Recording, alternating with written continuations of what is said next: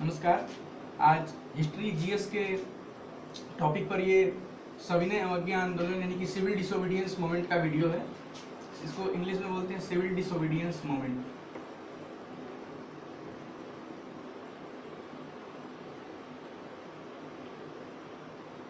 Civil disobedience movement यानी सविनय अवज्ञा आंदोलन। इसमें हुआ क्या था कि आज़ादी के लड़ाई आंदोलन चल रहे थे। 1928 में नेहरू ने एक रिपोर्ट सौंपी ब्रिटिश सरकार को, जिसको नेहरू रिपोर्ट के नाम से जाना जाता है। 1928 में नेहरू ने नेहरू रिपोर्ट सौंपी। नेहरू रिपोर्ट, उसके पहले ब्रिटिश ने कहा था कि भारत इस लायक नहीं है कि अपना संविधान खुद बना सके और चला सके। इसी को दिखाने के लिए, अपनी शक्ति दिखाने के लिए कि हम संविधान बना सकते हैं, नेहरू रिपोर्ट के अंतर्गत संविधान की रूपरेखा तैयार की गई मोतीलाल नेहरू के नेतृत्व में। और सचिव थे नेहरू रिपोर्ट समिति के, जो सचिव थे वो थे जवाहरलाल नेहरू, और जो नेतृत्व था वो मोतीलाल नेहरू जी का था। इसमें कुल 2 मुस्लिम नेता थे, 2 मुस्लिम सदस्य थे और कुल 9 सदस्य थे, जिसमें कि 2 मुस्लिम सदस्य थे। ये जो संविधान की रूपरेखा थी, ये ब्रिटिश सरकार ने रिजेक्ट कर दिया, ये कहते हुए कि ये अति प्रगतिशील संविधान है, अति प्रगतिशील महत्वाकांक्षा है इस संविधान में। ये करके ब्रिटिश ने इसको रिजेक्ट कर दिया, नेहरू रिपोर्ट को। नेहरू रिपोर्ट को रिजेक्ट करने के बाद 1930 में सिविल डिसोबीडियंस मूवमेंट यानी सविनय अवज्ञा आंदोलन की शुरुआत हुई महात्मा गांधी के द्वारा। 2 मार्च 1930 को गांधी जी ने एक पत्र लिखा था इरविन को। गांधी जी ने इरविन को एक पत्र लिखा था, लेकिन वो पत्र इसीलिए था कि भारत की जो परिस्थितियां हैं वो सामान्य हो सके। लेकिन इस पत्र का कोई विशेष महत्व न तो ब्रिटिश सरकार पर पड़ा, न इरविन पर पड़ा। इसका कोई अर्थ नहीं निकला इस लेटर का। तो इसके विरोध में 12 मार्च 1930 के दिन गुजरात के डांडी, एक गांव है गुजरात में डांडी, इसके लिए महात्मा गांधी ने यात्रा की।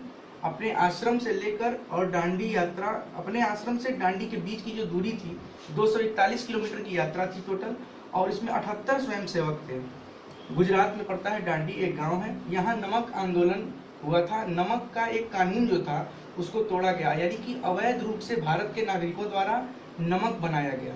महात्मा गांधी ने कहा था कि अवैध रूप से हम नमक बनाएंगे, क्योंकि उस समय नमक पे जो टैक्स थे, ये नमक एक विरोध प्रकट करना था ब्रिटिश सरकार के खिलाफ कि हम खुद भी नमक बना सकते हैं। इसका नमक कानून का भंग किया गया। गांधी जी को गिरफ्तार भी किया गया और लाठीचार्ज हुआ, जिसमें 320 लोग घायल हो गए। 26 मई 1931 को गांधी और इरविन के बीच में एक समझौता हुआ, जिसे इंग्लिश में गांधी इरविन पैक्ट और हिंदी में गांधी इरविन समझौता कहते हैं। इसके तहत ये होगा कि कहा गया था कि सारे कैदी छोड़ दिए जाएंगे।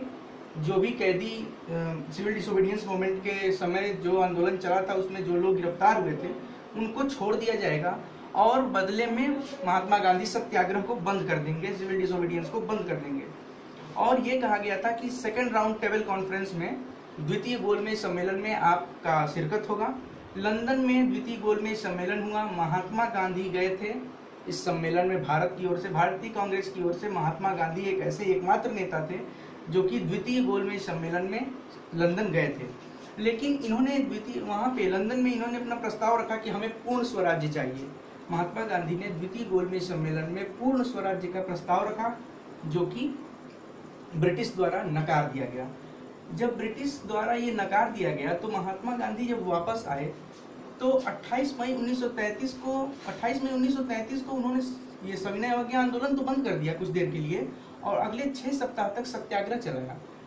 अभी इस बीच में ये 1931 गांधी इरविन पैक्ट के समय में इस आंदोलन की गति थोड़ी कम हो गई थी। लेकिन महात्मा गांधी जब वापस आते हैं और पता चलता, और उनको जो वहाँ पूर्ण स्वराज्य का उनका प्रस्ताव था उसको नकार दिया जाता है, तो महात्मा गांधी आकर फिर एक सत्याग्रह शुरू करते हैं और फिर से आंदोलन में एक तेजी आती है। लेकिन परिस्थितियां बदलती हैं और मई 1934 में सविनय अवज्ञा आंदोलन को पूर्ण रूप से बंद कर दिया जाता है। तो इस वीडियो में हमने ये देखा कि सविनय अवज्ञा आंदोलन की शुरुआत हुई 2 मार्च 1930 को। महात्मा गांधी ने इरविन को पत्र लिखा, जिसका कोई प्रभाव नहीं पड़ा ब्रिटिश पर। तो 12 मार्च 1930 को डांडी यात्रा शुरू की, अपने आश्रम से लेकर, और डांडी एक गुजरात का गांव है, वहां तक 241 किलोमीटर की इस यात्रा में 78 स्वयंसेवक शामिल थे। नमक कानून को भंग किया गया, अवैध रूप से भारत के नागरिकों द्वारा नमक बनाया गया। इसमें 320 लोग लाठीचार्ज के चलते घायल हुए। 26 मई 1931 को गांधी और इरविन के बीच में समझौता हुआ।